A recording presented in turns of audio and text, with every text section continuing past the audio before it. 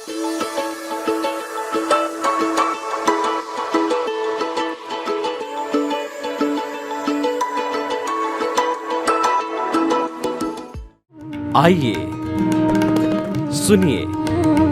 देखिए, समझिए सनातन सत्य। जैसी दृष्टि वैसी सृष्टि, दृष्टि विज्ञान। कुदरत, कुदरती रचना एवं कुदरत के कानून से शाश्वत सुख की प्राप्ति। जोधपुर के परम पूज्य महात्मा उपासक प्रोफेसर डॉक्टर सोहन राज तातेड़ के निर्देशन में सनातन सत्य। जैसी दृष्टि वैसी सृष्टि, दृष्टि विज्ञान।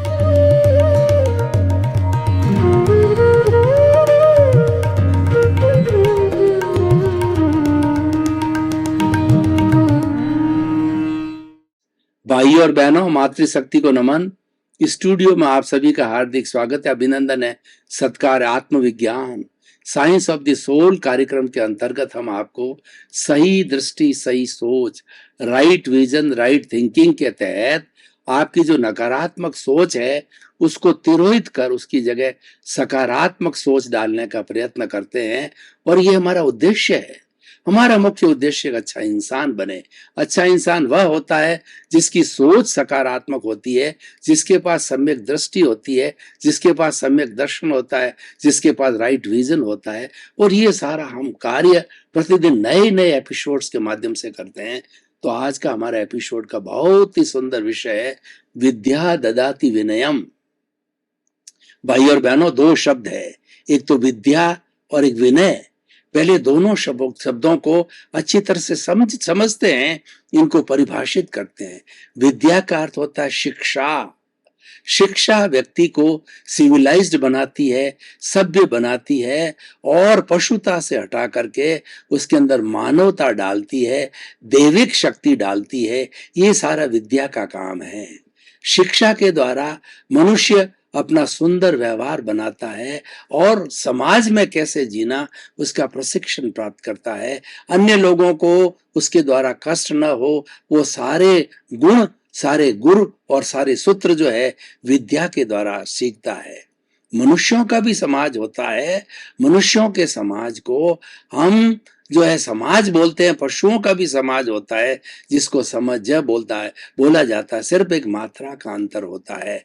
लेकिन पशुओं के पास में डेवलप्ड इंद्रियां, डेवलप्ड मन और डेवलप्ड बुद्धि, चित्त और आत्मा डेवलप्ड न होने के कारण वो अधिक विद्या ग्रहण नहीं कर सकते, शिष्टाचार ग्रहण नहीं कर सकते। विद्या व्यक्ति को शिष्टाचार युक्त बनाती है, सही मायने में वो उसको अच्छा इंसान बनाती है। और सारी जितनी भी हमारी शिक्षा है, उस शिक्षा का मुख्य उद्देश्य है कि व्यक्ति एक अच्छे इंसान के रूप में अपना जीवन यापन करे। अच्छा इंसान वह होता है जो संयम से रहे, अनुशासित रहे, समाज में परोपकार करे, समाज में किसी का शोषण न करे, समाज में किसी को दुख न दे, नकारात्मक भाव न लाए, किसी को दोषित नहीं समझे और किसी के प्रति बुरा भाव नहीं लाए। यह वह अच्छा इंसान होता है। और सारी अच्छा इंसान बनाने की प्रक्रिया है ये विद्या के द्वारा होती है। तो इसीलिए हमारे पूरे भारतवर्ष के अंदर स्कूल, कॉलेज और यूनिवर्सिटियों की स्थापना की गई है। और ये एक जीवन का एक अभिन्न अंग है। हम अगर जीवन की जो अभिन्न जो है वो बातों को भी देखें तो रोटी, कपड़ा, मकान, शिक्षा और चिकित्सा, यहाँ पर भी शिक्षा को प्रमुख स्थान दिया गया है। क्योंकि बिना शिक्षा के व्यक्ति पशुवत है। बिना शिक्षा के व्यक्ति के अंदर संस्कार नहीं आते हैं और संस्कार नहीं आते हैं तो वो शिष्टाचार से जीवन यापन नहीं कर सकता, अपने जीवन का विकास नहीं कर सकता। जीवन के विकास के लिए विद्या का होना बहुत ही जरूरी है। अब विद्या दो तरह की होती है, एक तो भौतिक विद्या, एक तो संसार की विद्या जो हमारा बाह्य जगत है, उस जगत को समझने की विद्या। उसको हम सारी जो है जीवोपार्जन विद्या कह सकते हैं, संसारिक विद्या कह सकते हैं, भौतिक विद्या कह सकते हैं। लेकिन जो विद्या हमारे भीतर का विकास करती है, जो विद्या हमें मुक्ति की ओर ले जाती है, जो विद्या हमें विनय की ओर ले जाती है, वह विद्या जो है हमारे भीतर जगत के अंदर प्राप्त होती है, और वह विद्या विनय की विद्या है। विनय क्या है? विनय सब गुणों की खान है। अगर एक विनय का गुण आ जाते हैं तो सब गुण ऑटोमेटिकली आ जाते हैं। विनय एक जो है वृक्ष का बीज है। जैसे एक बीज जो है बड़े वृक्ष को जन्म देता है और वट वृक्ष बन जाता है। कई टहनियां होती है, कई पत्ते होते हैं, उस पर फूल लगते हैं, फल आते हैं। बीज बहुत छोटा होता है, लेकिन वृक्ष जब बड़ा होता है तो वट वृक्ष का रूप ले लेता है। विनय एक बीज है। अगर इस बीजारोपण अगर व्यक्ति अपने जीवन के अंदर करे और उसको अच्छा जलवायु, खाद, यानी उसको जो अच्छा संस्कार, अच्छा एनवायरनमेंट मिले, तो वो विनय को डेवलप करके और बहुत ही सुंदर इंसान बन सकता है। देखिए, तीन तरह का ये जो हमारा मानव मस्तिष्क है, इसमें तीन तरह की लेयर होती है। एक तो लेयर होती है हमारी एनिमल लेयर, और दूसरी लेयर आती है हमारी ह्यूमन लेयर, और तीसरी लेयर होती है हमारी सेलेशियल लेयर। जो हमारी एनिमल लेयर है, उस लेयर पर काम करने वाला व्यक्ति स्वार्थी होता है, और वह eat drink and B Mary, खाओ पियो मैं मौज करो, पांच इंद्रियों का सुख, मैं, मेरा, मेरा घर, मेरा परिवार, मेरी धन, मेरा दौलत, मेरी पद प्रतिष्ठा, मैं और मेरा तक ही सीमित रहता है। वो स्वार्थ के जगत में होता है, वह स्वार्थ की चेतना भी कही जाती है। और दूसरा जो है ह्यूमन माइंड या ह्यूमन ब्रेन या ह्यूमन लेयर होती है, वह व्यक्ति परार्थ की चेतना होती है। वह व्यक्ति जी और जीने के दो के सिद्धांत के ऊपर कार्य करता है। वो स्वयं भी अच्छा जीवन जीता है और दूसरों को अच्छा जीवन जीने की प्रेरणा देता है, शिष्टाचार के जाता है, मानवीय मूल्यों की प्रतिष्ठा करता है, और उससे जो एक अच्छे समाज का निर्माण होता है, अच्छे देश का निर्माण होता है और अच्छे विश्व का निर्माण होता है। तो ह्यूमन ब्रेन का, ह्यूमन लेयर का होना बहुत ही आवश्यक है। इसके ऊपर तीसरी लेयर होती है, वह होती है हमारी परमार्थ की लेयर कहलाती है, परमात्मा की लेयर कहलाती है, और उसको सेलेशियल लेयर कहा जाता है। तो व्यक्ति जो है वो दूसरे के सुख के अंदर भागीदार बनता है, दूसरे के दुख को अपना दुख समझता है, सर्व कल्याण की बात करता है, जगत कल्याण की बात करता है, और सारा जीवन परमार्थ में लगा देता है, लोगों की सेवा में लगा देता है। जैसे सन्यासी, अच्छे दर्जे के सन्यासी होते हैं, वो परमार्थ का जीवन जीते हैं। वो बचपन से ही जो है वो वीतरागी होते हैं, बचपन से ही जो है संन्यास प्रकृति के होते हैं, और समय आने पर अपने गुरु के पास में वो संन्यास ले लेते हैं और एक साधु का जीवन यापन करते हैं। साधु को अपने लिए कुछ नहीं करना होता है, वो तो जगत कल्याण के लिए करता है, और वो ज्ञान अर्जित करता है और लोगों को ज्ञान बांटता है। जब सच्चा ज्ञान व्यक्ति को मिलता है तो अज्ञान दूर हो जाता है। सबसे बड़ा दुख का कारण अज्ञान होता है, और अज्ञान के कारण ही व्यक्ति भ्रमित होता है, व्यक्ति अपने आप को कर्ता समझता है, और सब बुराइयों की जड़ है अज्ञान। इस अज्ञान को समाप्त कर दिया जाता है तो व्यक्ति जो है बहुत ही अच्छा जीवन, एक मानवीय जीवन जी सकता है। तो विद्या ददाति विनयम, यानी जो शिक्षा है वो हमें विनय देती है, और विनय हमारा अज्ञान दूर करती है, शिक्षा हमारा अज्ञान दूर करती है। दोनों मिलकर के हमारे अज्ञान को दूर करने के अंदर वो सहायक होती है। अज्ञान को जो है एक तिमिर की तरह माना गया है, एक अंधकार की तरह माना गया है। भयंकर अंधकार हो और उसमें एक छोटा सा दीपक प्रज्वलित कर दिया जाता है, तो वो दीपक जो है प्रकाशमान कर देता है उस अंधकार को, वो घनाकार अंधकार को हटा देता है, क्योंकि दीपक जो है प्रकाश का द्योतक है। उसी तरीके से हमारी विद्या और हमारी विनय जो है ये उस दीपक के समान है। ये दोनों पर प्रकाशक है। ये स्वयं प्रकाशित होती है, व्यक्ति को प्रकाशित करती है, और वह व्यक्ति जो अन्य लोगों को प्रकाशित करता है। तो ये दोनों जो है ये ज्ञान का कार्य दोनों के पास के अंदर, और ये ज्ञान प्राप्त हो जाता है। तो विद्या को हम समझें तो हमारी थ्योरी है, वो सिद्धांत है, और विनय है वो प्रैक्टिकल भाव है, वो आचार संहिता है। विनय को जिया जाता है, और विनय को प्राप्त करने के लिए सबसे पहले विद्या का सहारा लेता है। विनयशील व्यक्ति के जो है अहंकार बहुत उपशम में होता है, उसके क्रोध, मान, माया, लोभ जो है बहुत शांत होते हैं। जिस व्यक्ति का कषाय उपशमन होता है और क्रोध मान माया लोभ शांत होते हैं, वो व्यक्ति विनयशील होता है। विनयशील व्यक्ति की विशेषता क्या होती है कि उसके अंदर टॉलरेंस पावर बहुत होती है, सहन शक्ति बहुत ज्यादा बढ़ जाती है, क्योंकि विनयशील प्राणी हर प्राणी के अंदर अपने जैसा आत्मा का दर्शन करता है। वह चिंतन क्या करता है कि 84 लाख जीवा योनि प्राणियों के भीतर विराजमान शुद्ध आत्मा भगवान को दिव्य दृष्टि से दर्शन कर उसको नमस्कार करता हूँ। चूहा है, बिल्ली है, गाय है, भैंस है, पेड़ है, पौधा है, सब में वही आत्मा देखता है जो राम में है, कृष्ण में, महावीर में है, 24 तीर्थंकरों में, आप में और हमारे में। व्यवहार दृष्टि से कहने की जरूरत नहीं होती, लेकिन विनयशील जो है व्यक्ति ऐसा चिंतन करता है कि सभी के अंदर प्रभु का वास है, जिसके अंदर सभी के अंदर आत्मा विराजमान है, और वो आत्मा जो है अनंत ज्ञान वाला है, अनंत दर्शन वाला है, अनंत शक्ति वाला है और अनंत सुख का धाम है। यानी अपने स्वरूप में रहने की जो प्रक्रिया है वो विनय की प्रक्रिया है। विनय जो है अपने स्वभाव में अवस्थिति की ओर ले जाता है, और उससे उस स्वभाव में रमण करने से जो है हमारे में सारे मानवीय गुण अपने आप आ जाते हैं। तो भाइयों और बहनों, विद्या के द्वारा विनय मिलती है, और विनय के द्वारा हम अच्छे इंसान बनते हैं, अच्छे समाज की रचना करते हैं, अच्छे देश की रचना करते हैं, अच्छे विश्व की रचना करते हैं। जो वसुधैव कुटुंबकम की अवधारणा हमारे भारत में ऋषि मुनियों ने जो स्थापित की, उसके पीछे सबसे बड़ी भावना विनय की भावना, वो विनय के आधार पर ही पॉसिबल है।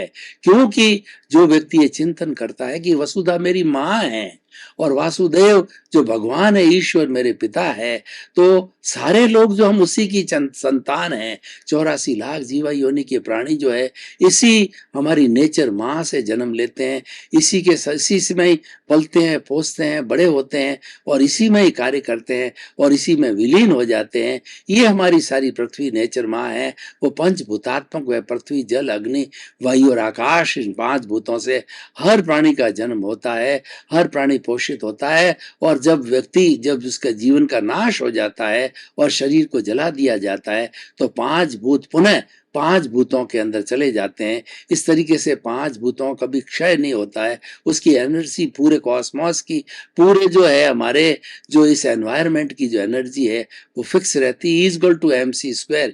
ई का मतलब एनर्जी और एम का मतलब मास, c² कांस्टेंट है। यानी वैज्ञानिकों ने बताया है कि इस सारी सृष्टि ब्रह्मांड की जो एनर्जी भूतकाल में थी, वह आज भी है और भविष्य में उतनी रहेगी। उसका एक अंश भी क्षय नहीं होता है, मात्र उसका जो है वो ट्रांसफॉर्मेशन होता है, उसका रूपांतरण होता है। ठोस द्रव में बदल जाता है, द्रव गैस में बदल जाता है, गैस वाइब्रेशंस में बदल जाता है। और ये सारी सृष्टि है वाइब्रेशन से बनी होती है, और वाइब्रेशंस के आधार पर ही जो है हम जो कुछ बोलते हैं वो परावर्तन होता है, वो टीवी में आता है, वो इंटरनेट के अंदर आता है, मोबाइल में आता है। तो भाइयों और बहनों, ये कितने सुंदर जो है युगल है ये विद्या का और विनय का। ये हर प्राणी को लेना चाहिए, और हर माता पिता, चाहे वो गरीब हो अमीर हो, वो चाहते हैं कि मेरे बच्चे को पढ़ाऊं। इस पढ़ाने का अर्थ क्या है कि उसको विद्या दिलानी है, और उसका विद्या अगर वो सही मायने में ले लेता है तो उसे विनय आती है। हमारी पुरानी गुरुकुल प्रणाली को हम देखें तो वहां पर गुरु जो है अपने शिष्यों को विद्या दिया करते थे ब्रह्मचर्य आश्रम में, और वो प्रकृति के करीब रहते थे। वह बच्चों को एक लेसन भी देते थे कि प्रकृति के करीब रहो, और जितना जितना प्रकृति के करीब रहोगे आप स्वस्थ रहोगे, और स्वस्थ के साथ साथ आपका चिंतन है वो सकारात्मक होगा। हमारा आज चिंतन नकारात्मक क्यों होता जा रहा है? क्योंकि हम अप्राकृतिक जीवन जी रहे हैं। हम कभी भी जो है वो सूर्य के संपर्क में नहीं आते, खुली हवा के संपर्क में नहीं आते, मॉर्निंग वॉक नहीं करते, खुले बगीचे में नहीं घुलते, तो हम प्रकृति का जो है वो दर्शन नहीं कर पाते हैं। उसके कारण हमारे ये सारे दूषित विचार आते हैं। जो व्यक्ति प्रकृति का दर्शन करता है उसके विचार सकारात्मक होते हैं, और वो प्रकृति का दर्शन करने से स्वयं का दर्शन करता है, और चराचर जगत के अंदर जितने भी लोग हैं उन सब प्राणियों का दर्शन करता है, सब में समरसता लाता है, सब में समभाव देखता है और सब में अपने ही जैसा होने का दर्शन करता है। तो ये सारा गुरुकुल प्रणाली में होता था। वह मात्र शिक्षा नहीं दी जाती थी, व्यक्ति को अपना कषाय उपशमन जो है, क्रोध मान माया लोभ को शांत करके अहंकार को नाश करने की जो है प्रैक्टिकल शिक्षा दी जाती थी, ताकि वह विद्यार्थी दूसरा आश्रम जो ब्रह्मचर्य आश्रम के बाद जो आता गृहस्थ आश्रम, उसमें प्रवेश करे तो वो एक अच्छे जो है परिवार का निर्माण करे और अच्छे समाज का निर्माण करे और वह एक नैतिक शिष्टाचार व्यक्ति के रूप में जीवन यापन करके और ये सिद्ध कर दे कि उसको जो शिक्षा प्राप्त हुई है वो मूल्यों की शिक्षा है, उसमें भावनात्मक विकास है, उसमें कषाय उपशमन है और उसमें अहंकार विलय की भावना है। तो भाई और बहनों, हम अगर निष्कर्ष की बात करें और इस एपिसोड को जो है वर्तमान परिप्रेक्ष्य में देखें, तो आज विद्या का जो रूप है वह दूषित रूप है। आज एक रटने की विद्या है, तोता रटंत विद्या है। हमारी बहुत सी जो है भौतिक विद्या का डेवलपमेंट हो चुका है और बहुत सी विद्याएं आज आ चुकी है, क्योंकि विज्ञान ने बहुत तरक्की की है, गूगल ने बहुत तरक्की की है, उसमें से भी बहुत सी विद्याएं हमको प्राप्त होती है, लेकिन वो विद्या हमारे गले तक नहीं उतर रही है, वो विद्या कारगर नहीं होती है। विद्या वह होनी चाहिए जो कि विनय दे, तो आज की विद्या विनय नहीं दे रही है।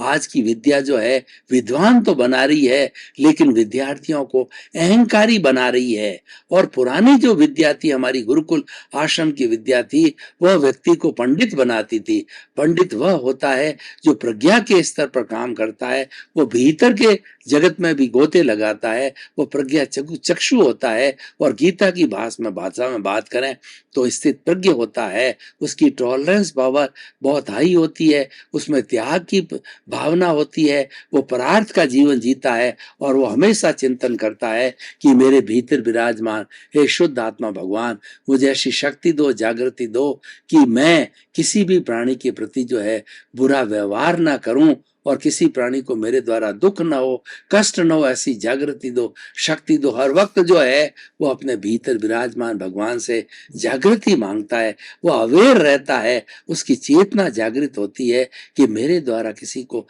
कष्ट नहीं होना चाहिए, मेरे द्वारा किसी को दुख नहीं होना चाहिए।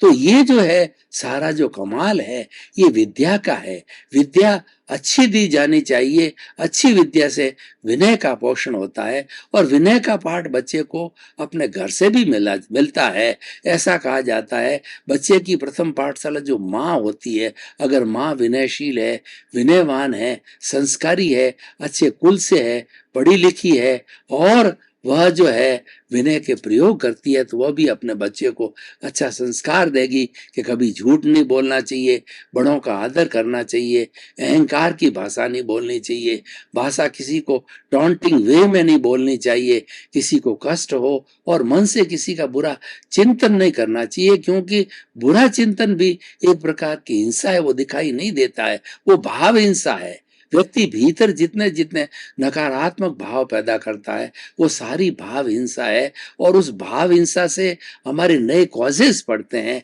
कॉजेस से कॉजल बॉडी बनती है और हम जो अगले जन्म में जो जन्म लेते हैं उनके भावों के अनुरूप ही हमारा पूरा जीवन बनता है और उस भावों के द्वारा जो है हमारे जैसे जैसे भाव किए हुए होते हैं वैसे वैसे भाव जो है हमारे अगले जन्म के लिए जो बीज डालते हैं, बीजारोपण करते हैं और वही हमारे द्रव्य कर्म होते हैं और उसी के अनुरूप हमें पूरा जीवन मिलता है और हमारी स्वतंत्रता समाप्त हो जाती है। जैसे कॉजेज पूर्व जन्म में डाल के आते हैं वैसे ही इस नए जन्म में नए शरीर के साथ में नए जो है हमें द्रव्य कर्म मिलते हैं और उसी के अनुसार पूरा हमारा जीवन चलता है, हमें कोई तरह की स्वतंत्रता नहीं आती है और ये सारा शरीर है वो हमारी कुदरत के कानून के अंतर्गत चला जाता है। उसका संचालन जो व्यवस्थित शक्ति करती है उसको जो है वो साइंटिफिक सर्कमस्टेंशियल एविडेंस चलाती है, वो बिल्कुल स्वतंत्र है और वह वैसा स्वतंत्रता का जीवन जीता है। तो ये सारा कैसे होता है, ये कॉजेज के लिए होता है। इसीलिए हमारे कॉजेज ना पड़े, हमारे कर्म बीज ना पड़े, तो इस भाव में हम अच्छी शिक्षा लेकर के और विनयशील बने। विनयशील व्यक्ति कहीं पर भी जाएगा, वो एक सुंदर वातावरण बनाएगा और पूरे जगत को अपना मित्र बना सकता है। क्योंकि ये हमारी वाणी है, वह भी विद्या से जुड़ी हुई है। वाणी वाणी का कैसे उपयोग करना चाहिए, ये विद्या के द्वारा, शिक्षा के द्वारा बताया जाता है। अगर वाणी का हम दुरुपयोग करते हैं तो हम किसी को शत्रु बना देते हैं, और वाणी का अगर सदुपयोग करते हैं तो हम इस संसार में सबको मित्र बना देते हैं। और कहा भी गया है कि ऐसी वाणी बोलिए और मन का आपा खोए, औरन को शीतल करे और आपो शीतल होए। हमेशा वाणी ऐसी बोलनी चाहिए, मीठी बोलनी चाहिए, सीमित बोलनी चाहिए, हितकारी बोलनी चाहिए, सत्य बोलनी चाहिए, और वो किसी का नुकसान ना करे, ऐसी वाणी बोलनी चाहिए। टॉन्टिंग भाषा नहीं बोलनी चाहिए और फूड भाषा नहीं बोलनी चाहिए। हमें हमेशा पार्लियामेंट लैंग्वेज बोलनी चाहिए। उससे हमारा सारा वातावरण जो है बहुत अच्छा बन जाता है। क्योंकि हमारा हम जो समाज में या परिवार के अंदर जो जो पारिवारिक जीवन जीते हैं, हम रिलेटिव जीवन जीते हैं, उसमें 3 बड़े हमारे साधन हैं। वो कौन कौन से? मन है, वचन है और शरीर है। मन के द्वारा हम चिंतन करते हैं, सारा सोच बनाते हैं और सारे विचार करते हैं, और उन विचारों की अभिव्यक्ति होती है, वो हमारे जो है वाणी के द्वारा होती है, वचन के द्वारा होती है, और काया के द्वारा हम उसकी मन और वचन की जो परिणति है वो हम काया के द्वारा करते हैं। यानी जितना जितना हमारा चिंतन किया हुआ है और जो जो वाणी बोलते हैं, उसको साकार रूप देने के लिए शरीर की आवश्यकता होती है, और शरीर के द्वारा ही सब कुछ कार्य किया जाता है, परिश्रम किया जाता है, उद्यम किया जाता है, पुरुषार्थ किया जाता है। अगर शरीर न हो तो हम कुछ भी नहीं कर पाएंगे। इसलिए भाई और बहनों, एक ये सुंदर एपिसोड है, उस एपिसोड को जो है हमें खूब अच्छी तरह से समझना चाहिए, और हमारा शिक्षा जगत से जुड़ा हुआ प्ले ग्रुप से लगा करके, उसके बाद में प्राइमरी है, उसके बाद में मिडिल है, उसके बाद के हायर सेकेंडरी है, और फिर हमारी कॉलेज एजुकेशन है, उसके बाद यूनिवर्सिटी एजुकेशन है। हर जगह पर जो है विद्या दी जानी चाहिए और विनय की भावना पैदा की जानी चाहिए। वह विनय की भावना पैदा करने के लिए हमने भावनात्मक विकास करना पड़ेगा विद्यार्थी को। जो आज मिसिंग पार्ट हमारी विद्या में आ गया है, वो भावनात्मक विकास अवरुद्ध हो गया है। हम केवल जो है मन के स्तर पर और बुद्धि के स्तर पर ही शिक्षा प्राप्त करते हैं, भावनात्मक विकास को टच नहीं करते हैं, जिसको कि हम इमोशनल क्वोशेंट कहते हैं। तो उसको सीखना बहुत ही जरूरी है, क्योंकि आज पढ़े लिखे लोग जो है वो सारा अनैतिक कार्य करते हैं, क्योंकि उनका भावनात्मक विकास की हमने ट्रेनिंग नहीं दी, उनका भावनात्मक विकास किया नहीं। एक जज है, घूस लेता है, और एक व्यक्ति के साथ में जब कोई भी कठिन समस्या आ जाती है तो समझदार व्यक्ति सुसाइड कर लेता है, और उसके साथ साथ के अंदर अच्छा पढ़ा लिखा व्यक्ति भी माता पिता की सेवा नहीं करता है और उनको कष्ट देता है, उनको गालियां देता है। तो ये बात कहाँ से आती है? ये बात इसीलिए आती है कि हमने बच्चे का, विद्यार्थी का भावनात्मक विकास रोक दिया। उसको शिक्षा बहुत दी, उसको पैसा कमाने की शिक्षा दी, उसको भौतिक शिक्षा दी, इस जगत को जानने की शिक्षा तो हमने बहुत दी है, लेकिन अच्छा इंसान बनने की शिक्षा नहीं दी है। अच्छा इंसान बनने के लिए अच्छी विद्या दी जानी चाहिए, और विद्या के साथ में विनय आनी चाहिए। अगर विद्या अच्छी है तो निश्चित रूप से विनय आएगा, और जो विनयशील होते हैं वो व्यक्ति खुद अच्छी विद्या देते, उनका जीवन जो है विद्या से भरा हुआ होता है। और किसी विनयशील गुरु के पास में आप बैठो तो आपको लगेगा कि उसका आभा मंडल कितना पवित्र है, कि उस आभा मंडल के उस वलय में हम बैठ करके सुकून महसूस करते हैं, शांति महसूस करते हैं। भाई और बहनों, आपका बहुत बहुत धन्यवाद। आप हमारा ये आत्मविज्ञान कार्यक्रम देखते रहिए, क्योंकि आत्मविज्ञान कार्यक्रम में आपको वो सूत्र मिलने वाले हैं जिससे आपका जीवन धन्य हो जाएगा, जीवन का कल्याण हो जाएगा, आपको सम्यक दर्शन मिलेगा, एक सही दिशा मिलेगी, और सही दिशा मिलने पर हम राजपथ को प्राप्त करते हैं और आगे से आगे बढ़ते रहते हैं। सर्वे भवन्तु सुखिनः, सर्वे भवन्तु निरामया। इसी क्रम में आपका जीवन आनंदमय हो, मंगलमय हो। बहुत बहुत धन्यवाद।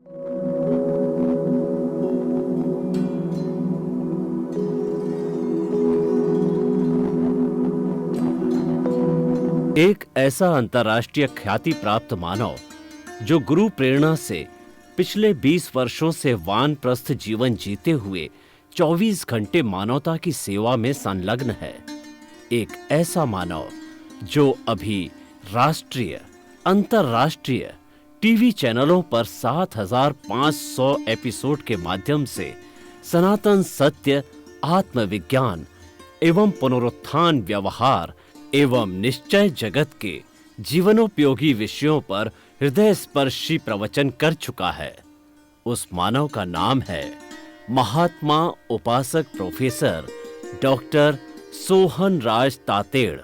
प्रोफेसर तातेड़ द्वारा योग, दर्शन, शिक्षा विषयों पर रचित पीएचडी स्तर के 250 शोध ग्रंथ भारत के 100 प्रतिष्ठित विश्वविद्यालयों में शोधार्थी पढ़ रहे हैं तथा वे सभी शोध ग्रंथ वहां की सेंट्रल लाइब्रेरियों में उपलब्ध हैं। महात्मा सोहन राज ने अभी तक हजारों स्कूलों, कॉलेजों, विश्वविद्यालयों एवं संस्थाओं में सेमिनार, वर्कशॉप, कैंप लगाकर लाखों विद्यार्थियों को योग, दर्शन, शिक्षा का प्रशिक्षण देकर उन्हें सुसंस्कारित किया। डॉक्टर तातेड़ ने भारतीय संस्कृति उत्थान के 4000 से अधिक समसामयिक विषयों पर आर्टिकल लिखकर ऑनलाइन जर्नल, पत्रिकाओं, वेबसाइट्स पर प्रकाशित किया, जिसका उपयोग लाखों पाठक कर रहे हैं। उपासक तातेड़ के 5000 से अधिक आज का सुविचार, आज का शुभ संदेश, आज का मंगल भावना योग आदि चिंतन websites, Twitter, blogger, Facebook, YouTube माध्यमों से लाखों लोग अपना जीवन निर्माण कर रहे हैं। मानवता के मसीहा ऐसे महामानव महात्मा सोहन राज तातेड़ के प्रोफाइल को अभी तक विश्व के 20 लाख दर्शक यूट्यूब पर, 12 लाख गूगल पर एवं लाखों दर्शक फेसबुक, ब्लॉगर, ट्विटर और इंस्टाग्राम पर देख चुके हैं।